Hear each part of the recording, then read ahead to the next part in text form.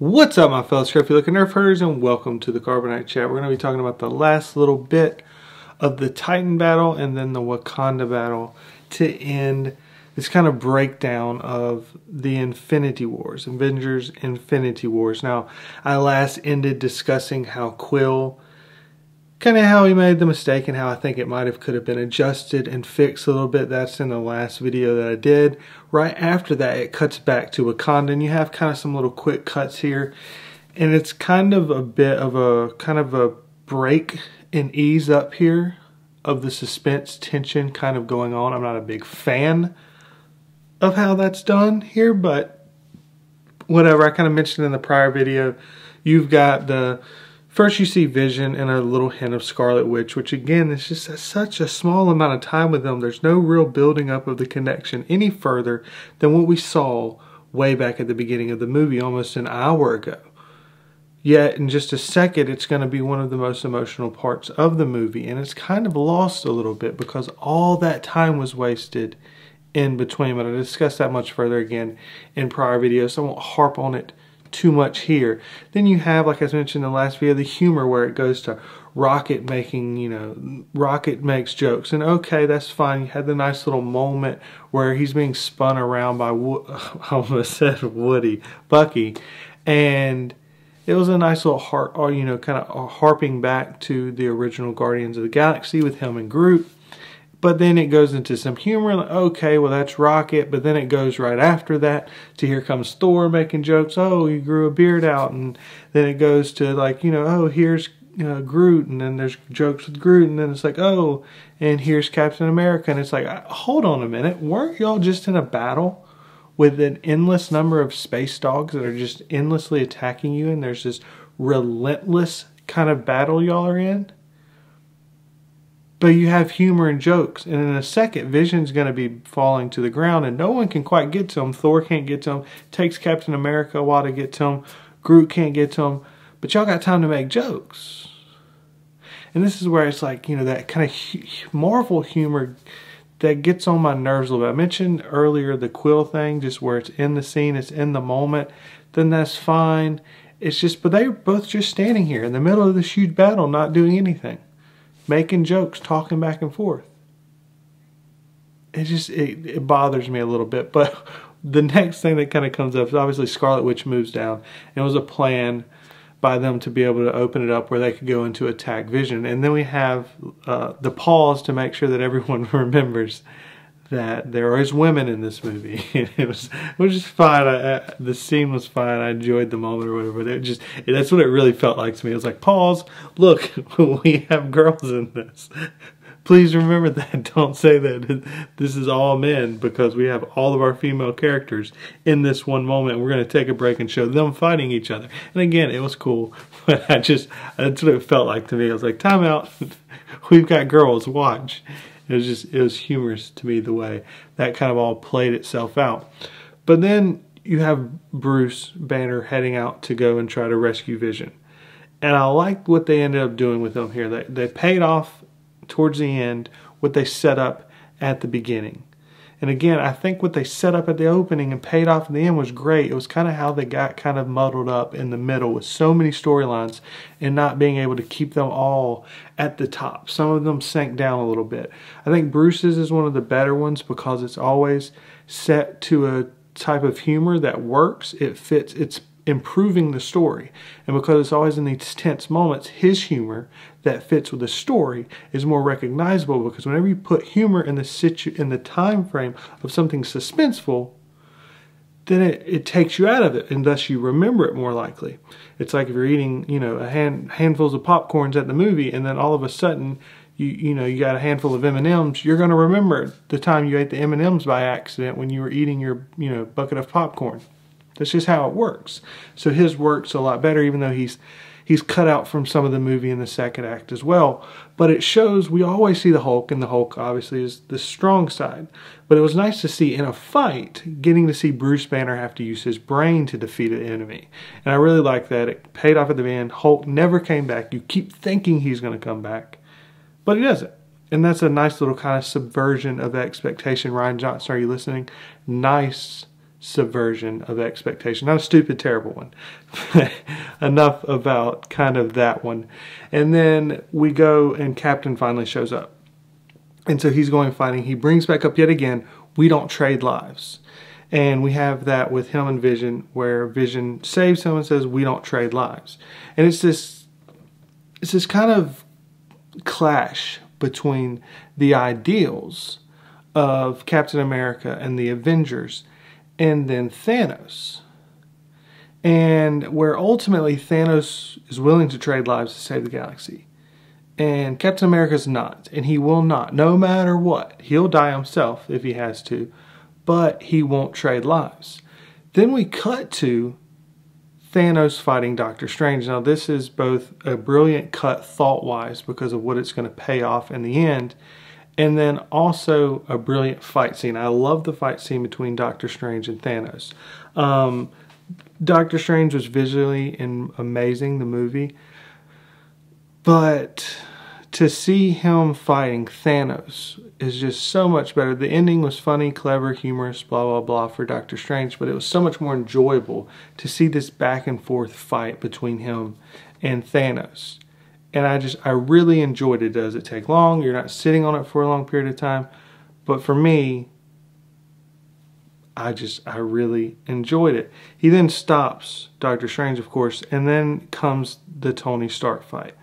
And these three characters are just so important to this movie and this moment, where I said in the Wakanda battle breakdown like 2 videos ago, when Black Panther's talking to the Black Order, he says, Thanos will have nothing.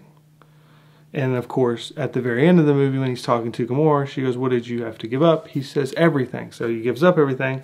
That means he has nothing. And then Black Panther says that he will have nothing but dust and blood. Of course, we all know the ending. If you're still watching this and haven't seen the ending, what are you doing? There's spoilers. But everyone turns to dust. So there's the dust. And then here comes Tony, using everything in his wheelhouse to try to be able to land something on Thanos, that then they pause to do a little scratch and goes, all of that for a drop of blood. There's the blood. Nice little payoff, the little note there that, you know, T'Challa kind of mentioned, that he will have nothing but blood and dust. He has a little bit of blood and nothing but dust. I just thought that was a really nice little touch. And then they follow that with him fighting Stark. He knows who Stark is. There's a connection there between them two that's not as fully, it's not the same as everyone else. Thanos looks down on everyone else. Almost every other character he talks to is like a daughter or a son. They're the children of Thanos. But it's different with Tony. And I also think it's a little bit different with Doctor Strange, but I think they kind of harp on the Tony side of it a little bit more, because obviously Tony's going to be in the next movie and Doctor Strange isn't, or probably isn't. So he goes and they fight. He ends up killing him. He tells him how he's got respect for him. And again, this is something that Thanos doesn't quite really give to anybody. I think the connection is there's a lot of subtext in this movie. And one of the big kind of subtexts of the movie is fatherhood. And kind of how the fatherhood and protection of the galaxy, the nurturing and protection. And Thanos views it one way. And Thanos views himself as the father of all life. He's kind of got to protect it or kill it to be able to protect it. And then he also, I think, understands and sees that Tony is the father of the Avengers. He started it all. And I mentioned that I think, I believe it was in the first or second breakdown of this, how I think they should have kind of harped on more Tony's feelings of fatherhood to Spider-Man. How he felt like kind of a father figure to Spider-Man, because that, again, works for this. It works at the end when Spider-Man's dying in his arms, and it also works at the very beginning when Tony's talking to Pepper about that they need to have kids, that she might be pregnant, that he feels like, I felt like I was already a father. So these subtexts are kind of coming in here to harp on that and go on that, and Thanos sees that. Thanos understands that. There's something different about Tony. Tony's growth over time, there's so many losses, there's so many struggles, there's so many issues that he's had throughout all this time. Thanos understands, Thanos grasps, Thanos sees, he respects it, and he hopes that everyone else sees the same thing. Now, right as he's about to kill Tony in this moment, Doctor Strange does the one thing that Captain would not do, Scarlet Witch would not do, and ultimately is the one thing that will end up saving everybody again, because he knows the one thing. So anything he does from that point on is to make sure that he saves the galaxy. He's willing to do the hardest thing that Thanos said. It takes very strong will to be able to do something so hard. And Doctor Strange says, I think you'll find our wills are equal. Well, I believe you'll find that Doctor Strange's will is actually superior to his, because Doctor Strange is willing to die to save the galaxy, and Thanos is only willing to kill. One is much harder than the other. So he trades lives for Stark. And this is ultimately going to end up saving everyone. So it's interesting because there's this actually kind of like trinity of beliefs that are all kind of intertwined a little bit, but tells a much larger story. You've got Thanos that is willing to trade lives, but not willing to die for his beliefs. You know, yeah, he's going to fight until he dies, but do you really think he's showing up at any of these battles thinking that he's going to die at any point? He begins to fight the Hulk, and Maz says, let him have his fun. He's not expecting or considering dying. He's expecting killing off everyone for his goals. His sacrifice is he'll kill Gamora, but is he going to kill himself? Is he going to be willing to die to do all of this? Then you have Captain, who is not willing to trade lives, but is willing to die. So he's almost polar opposite of Thanos here. And so you have these just completely polar opposite, contrasting kind of ideals. Captain America will die, but he will not trade lives. And then you have the middle ground of Doctor Strange. And I think this is a nice little touch of where it's taking the ideas that Thanos kind of plays with, but is clearly on the wrong side of things. And this is very much a little bit of a stretch. And then you have that great ideals of Captain America that we all grasp, see, and understand and think, that's it.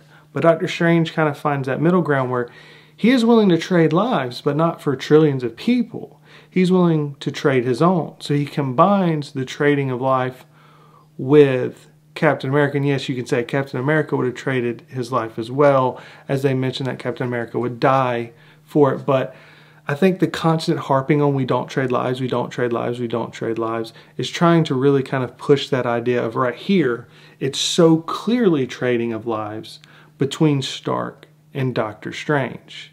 And so yes, before you argue down at the bottoms, Captain America would do the same thing. I agree he would. But for the context of how this movie played it out, they pushed Captain America constantly saying we won't trade lives, and then Doctor Strange says we trade lives. So yes, Doctor Strange is much more here. It's kind of the triangle is them two right here and Thanos over here. But I find that very interesting, that connection, that the willingness to sacrifice themselves is what makes them the heroes and which makes them where they're going to win at the end of the day. And is why Thanos will never be able to win, because he's not willing to make the ultimate sacrifice for himself. He makes what he thinks is the ultimate sacrifice, but he's not really willing to make the true sacrifice. He sees everyone disappearing and that's it. And again, it's fitting, you know, if someone's not even mentioned this works with what Tony said at the very beginning of Avengers 1, where he goes to fight Loki and they say, if we can't win, you can be sure that we'll avenge the universe. Well, here they are. They're going to have to avenge the universe, which is why, as many people have mentioned, they killed off everyone, most everyone that wasn't part of the original Avengers. Well, now we have these original Avengers, and now they're actually going to have to try to avenge the universe. It's very fitting, very poetic. This movie is a lot deeper than a lot of people give it credit for. And then we go to Thanos, and I love this scene, I love it. I just think it could have been better, last time touching on it, with the Vision and Scarlet, if they could have had some more time in the second act. If they could have got to Wakanda earlier and kind of spent some time discussed and struggled, and you get to see the struggle and the love between those two characters, instead of the only time you see it is the slow motion walk forward with Thanos. I do like the slow motion. They use slow motion very well in this movie. I do like the fights where he's just, at this point, I'm tossing people away. I'm so close. I've given Gamora up. I've given, I've fought for this to get all the way to this point. I've actually bled for it in this situation. I've lost all the people, this, kind of children of Thanos at this point, and it's time for me to just end this. And I really like that. You could have added, you could have cut off the movie there and moved on, but I like the fact that they just, here he is, he's got almost everything, and once he gets to the point where, he talks to Scarlet Witch, he says, "You have no idea what I've given up today." And that kind of, to me, reflects the way he fights this scene. It's like, I don't have time. I'm moving towards my action. I've had enough time with all you people. Like, the opening of the movie is let him have his fun. He's had his fun. And now his fun is over with. I want to end this. I want to take a break, sit down, look at the sun, and just smile that I finally accomplished the task and move on to, being a farmer. And so as he's moving forward, you have the moment where finally Scarlet Witch and Vision, or Scarlet Witch is making the decision. She's going to trade lives. And it's this, the slow motion adds to this, because you have this slow motion build up, and the tension is building up in you as an audience. And then you have this beautifully cathartic moment of the explosion, the kind of just release of breath. She did it. She won. She finally, we beat him. We stopped him. We did it. It's this beautiful cathartic expression, visually shown through the explosion of the Soul Stone, only to have Thanos still be so calm, only to have Thanos look down and again speak to her without the respects, talk to her as if she's his daughter, and then brilliantly remind us, no, he has the time gem now, and he can reverse it. And then, as it, again, visually beautiful, as the explosion calls you to release your breath and relax, you having that kind of brought back in and reversed back into the tension of, oh my God, they can't stop him. And then he destroys Vision. And yet again, in the moment of pure, just like, it's over. There's nothing we can do now. Thor flies in and throws the axe right through Thanos. And we have the beautiful moment again. They brilliantly touched on the beginning and ends of this movie, where you're watching it and you have a beautiful setup to Thor's desires and kind of efforts in this movie to kill Thanos. He said he would do it. That's what he says at the end. I told you this would happen, as he slowly just pushes it in, and we're all right there with Thor, ready to just absolutely just like, yes, kill him, kill him, kill him. Like, it's another cathartic moment. And this is what the movie did so brilliantly right here, is two moments of stressful buildup, and then boom, catharsis. And then right as you get that kind of happen, it builds back up to a stressful moment, and then another set of catharsis. And if you've noticed, I may have bothered you because I've snapped twice, because you know what happens right after that moment when you feel like you've won, and then you hear Thanos yet again just calmly say, you should have went for the head. And then